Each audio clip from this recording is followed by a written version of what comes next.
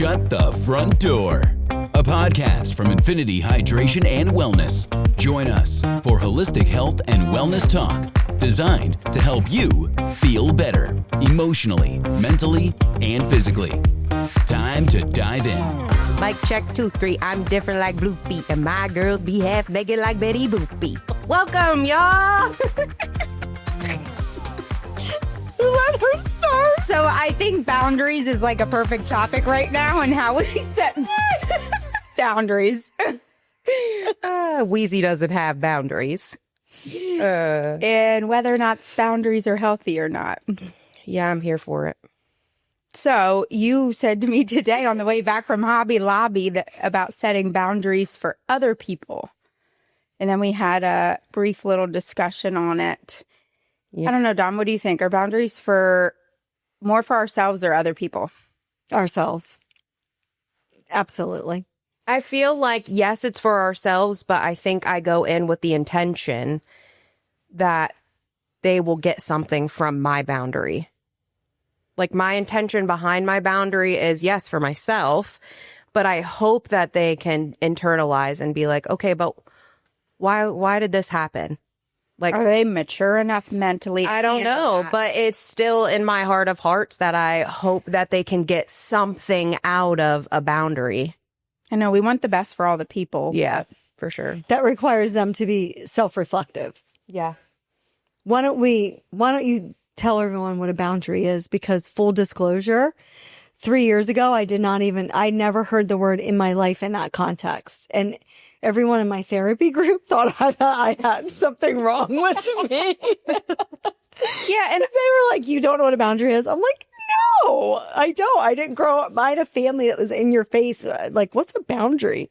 Well, people showing up at your house all of the time. Mm-hmm. For example, we have people that camp at our house through the summertime. So it's even saying, hey, well, this isn't an open door. Please let me know before you're coming in, or don't cross the threshold of my driveway in that campground without permission. It's like, do not pass go.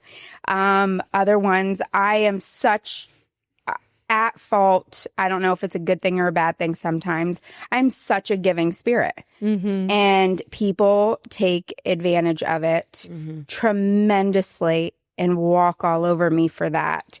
And so lately it's been, I have to put a stop to it and say, okay, not that I'm cutting people off. It's I'm taking back my own power and you don't get to run me. And it's more for myself, for my own peace of mind. And it's a hard one. Family's a hard one. Not giving into, not adding fuel to any fires either. I've created quite a few boundaries over the past, I'd say the last probably year, more so than ever. Same. Corinne? Okay, so why? Corinne's like, I have not created any boundaries. Really bad at boundaries. Give me that look like, Okay, all right. But why? Leave a What made you do conversation. it? So every time I'm leaving a conversation, did you fill my cup or did you suck everything out of me? Once, okay, give you a little bit of grace. But if every conversation and every single interaction we have together, if you're taking from me, I'm probably gonna make a little line there because it's not worth stealing my joy. And I work really hard at that. And your time. Yes. Because time is just flying by. And now that we have technology and we all have access to so many things, just because you can doesn't mean you should, but we do. And then we have to look at, how am I spending my time? You know? So boundaries are meant to keep us safe, not to offend the person we're having a boundary with. And I hate that word safe, for the record. Hate it. I just think it's such a wussy word. But in therapy, when I first learned the word safe, I was like, what is this safe word? I literally muted the phone and I swore, I was like, these people are such beep. And then I unmuted the phone because it was like a group phone session. I'm like, you and I talk about this all the time. We grew up in such a hardcore household. Yeah. if I even would have said the word safe in my household, I would have got like, it's just, yeah, I don't know. So you don't have a safe word? I said, we do joke about it at Christmas time. Before we even walk into my parents, we all practice saying mistletoe. So yes, we do. But anyway, safe. I got over the whole wussiness of the word safe. Now I know it means like, oh, I'm protecting my peace, my time, my energy. So, Mom over there, do you have any boundaries? No, I'm terrible with boundaries. I feel like I'm always the yes person all the time. That's why. You can't poop in peace either. No, Well, what mom can? no, Yeah, ever. I know. But because your kids are little. Yeah. But so beyond little kids, because they need us, like, is there, you don't have to name names, but are there other people in your life that you feel like you need boundaries with? I mean, some of my friends, yeah, especially with being in healthcare, like they'll just constantly message you and ask you, which I'm all for giving advice because I love doing healthcare things. But when you're asking me the same question multiple times and not listening to the answer the first time, I'm like, yeah, I'm probably not going to text you back because you didn't listen the first time. And why am I wasting my time? I can't say to put amen energy loud into enough. you. Mm-hmm. So that's, I think it's more just like outside of the family. I mean, probably, I have some boundaries with my mom. We all need boundaries. I have some boundaries with her and the in-laws, but it's more so my friends, I think. The ones that kind of suck the life out of you Yeah. instead of give you more. Mm-hmm. So it's funny because you bring up 2 points. Like, is the person in this relationship cognizant of my time? I have 3 little children and I work. And there's a receiver responsibility. I call it like the RR. It's the receiver responsibility. And when you're in a relationship, if it's not reciprocal, then you should be my child. The only people that should suck the life out of you are children, you know? And it's like, if you don't have a reciprocal relationship, like you were saying, like, is not that you are in a relationship to get something out of it. I don't want it to sound like that. But if you are not, and there's not some sort of reciprocity at some point over several years, because I understand people are in different seasons, it's like, it is draining. It becomes draining, but that requires people being self-reflective, like you said. So I think boundaries beg the bigger question of how can we get people in general, but in our lives to be more self-reflective? Because I notice as I get older, it's the number one thing missing in people is the inability to be self-reflective.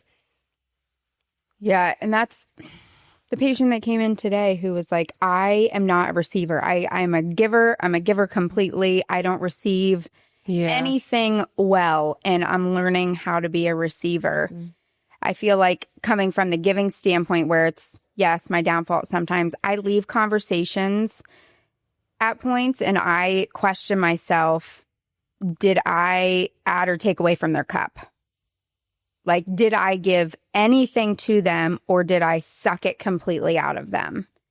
And I feel like that's important for everybody to ask is every time you leave any type of dinner party, like conversation, was this a one-way street or did this go both ways? Like we evened each other out. Mm-hmm. And that's my goal to make in the conversations I have. And if that's not being met, that's when I start creating those boundaries. Mm-hmm. Hey, I don't maybe reply back to a text. I don't answer my phone. Mm-hmm. It's very clear that I'd rather be doing other activities. Mm-hmm. Or if it's someone close to you, like a spouse or, I don't know, a parent or something, I think a caveat to that is you have to recognize there's different seasons in our life. So if, for instance, you're married and your spouse has a very demanding job, but you know it's short term. Like, okay, I know for a few years you're out there doing your thing. And I think in a long-term relationship, you can recognize that there's seasons and you might not be getting that reciprocity or they're going through a really like hard time or stressful situation. And it's like, okay, I just need to let them talk this year because they're having a rough year and I won't get anything from them. So it might not necessarily be every time you're with that person if they're close to you, but eventually that reciprocity does have to calm back around, especially like in a marriage. But all too often I see long-term marriages where it's always the same person giving. And the minute that person that has been the giver starts to put up boundaries because they're like, okay, this season has lasted like 10 years. Like, like it's time to ask for something in return now. But the minute that person starts to say, okay, I've let you have your season, I would like some reciprocity. If it doesn't happen, there is a huge problem there then at that point, And the lack of, it can go two ways sometimes, whether or not there was communication or no communication whatsoever. But if, especially, because I know I've been there, obviously running a business, working full time in school, all of the things, I know if I don't communicate my needs clearly, my husband would probably get to the point of where like, this season has got this ride is over. Please exit. So I have to communicate, like people have to communicate. Yes. And that goes both ways too. I've been in those relationships of, hey, this isn't working for me. I can't do this. Either we got to fix it or the ride has come to an end. Yeah. And that goes back to Lindsay's point of like self-awareness. Mm-hmm. So if you communicate that to the other person and they are self-aware, they will self-reflect and go, oh my gosh, I didn't even realize what I was doing, or I didn't realize that's what you needed. I'm willing to change. It only becomes a problem in those relationships where the person refuses to self-reflect. And that's a scary place to be. Healthcare is a really scary. You say it to me all the time. I hear it every single day. You need boundaries. You need boundaries. Well, I know because I never had them. I just learned the word 3 years ago. Boundary for you. Boundary for you. Oh, I was, 15 minute for you. See? How would you do it on That's Thursday? a good point. Yeah, no, that's a good point. I don't. I'm like you. I give. And I'm like, I don't feel complete until I feel like, okay, do you have the complete picture? Like you have enough. Yes. Yeah. So now I have to learn. So part of boundaries is learning how to be concise. Right. So, yeah. But Corinne's the one that doesn't have boundaries.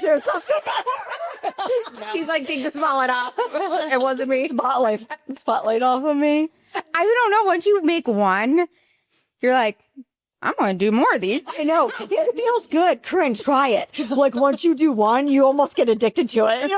You guys aren't going to like me on Thursday. You can come with us. Kidding. I would need boundaries with your personal people. I'm just kidding.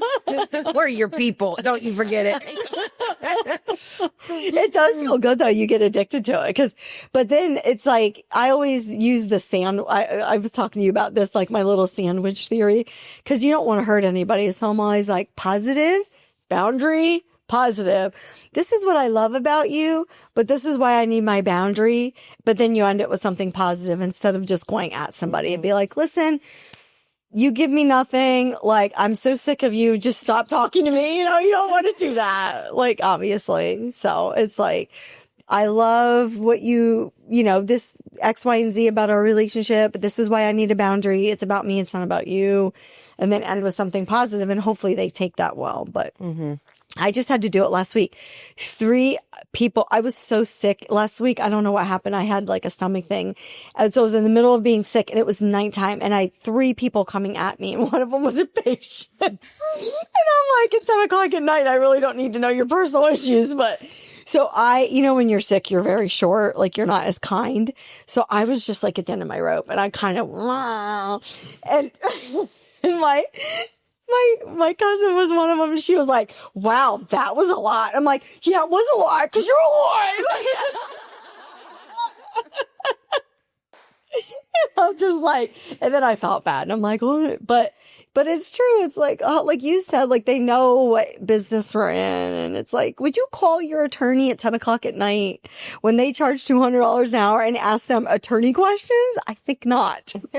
In my functional medicine courses, one of the main things they teach is don't necessarily don't help your friends and family, but it's just not a really good idea to help your friends and family. So it's very important to just direct them elsewhere all the time for all the questions and not even entertain entertain idea. it whatsoever.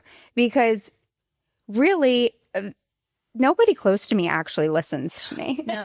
That's what she was saying. no. That's what Corinne was saying. Yes, there's And then they'll ask me the same question like 3 weeks later, and I'm like, bro, you literally just asked me that 3 weeks ago. Did you not listen to the answer? Yeah, That's what I get Google upset. told them verbatim Yeah. what I just told them. I'm And like, they'll come back and be like, oh, well, I read this or I heard this. And they're like, I literally just told you that.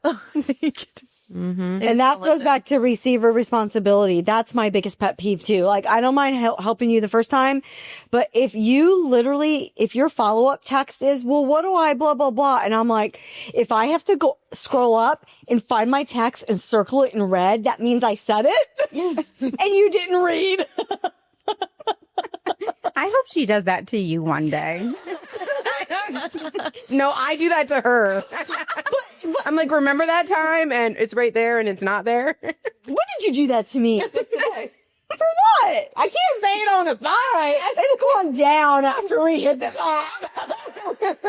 There's going to be a lot of text messages with circle. Listen, she printed a paper first thing this morning. She was like, so Wait, which one? Linz or Dom? Lindsay prints paper, comes to me and goes, so I think Dom needs to make her own follow-up appointment. I said, I didn't say it like that. I said, so can we talk about something? and she's like looking like this with the piece of paper. I thought the idea was great. And it was. Do you have to have a boundary with me, Lindsay? What? Do you have to have a boundary with me? No. Italians don't have those. I know. With Italians, I know. She's going to end up putting a doorbell or something like outside your room and something to like send you home. Give me a shot collar. I get 15 minutes, bitch.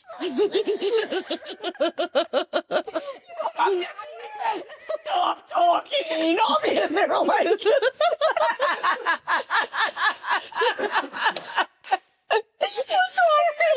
You have extra ones of those from the dogs. Can I borrow one? I told you 15 minutes. Well, we start on Thursday. You better start talking. I'm sorry. It always goes to bad places. Oh, back to boundaries.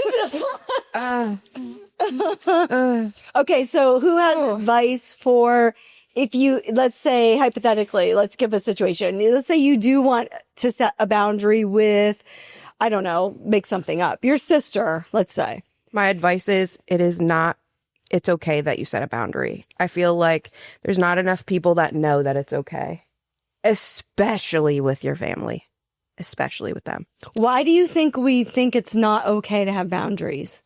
Because it seems selfish. It does. Yeah.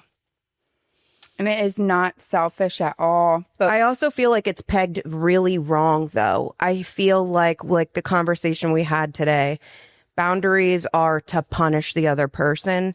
So it's all in delivery. So it's how you approach that person that you want to set the boundary with. It's not like, well, I'm not going to talk to you until you say you're sorry. Like, that's not a boundary. That's just you being a nasty hag. Yes. true. Yeah, that is true. That is true. Are you so having a clear mindset of, is this a boundary for me, or am I punishing that person? Correct. So, and I mean, boundaries for me take some planning. Like, how am I going to execute this the right way? How do I want to make sure I'm coming across appropriately and not like I'm punishing somebody? Correct. Yeah. And just making it clear, I have to do this for me. And it's not a you thing. And we are all learning ourselves still. And think about when boundaries are typically set. Just think about like outside of us four. I mean, we're always together in here, but I see it on social media all the time with my friends. There is something that sets them off and then they set a boundary instantly. It's Use like an example. Like, I'm sick and tired of me being the only person that is taking care of my family. So when you need something, off pretty much, and then they stop, and then that's it. So instead of them communicating and knowing how to, Correct. And I help that because we just, instead of them, Just got flagged down. It's time to go. So you got to end it real quick, Lindsay. so it takes a bad situation and then they instantly set a boundary and just didn't even think about it. It just something set them off. They instantly said, I'm done with you. Forget it. well, there's a That's difference not a between boundary. cutting somebody off at their knees and a boundary. That's cutting somebody off at their knees. That's not Yeah. a boundary. I know, but then they reference it as a boundary to me. Yeah, we'll tell them to look it up.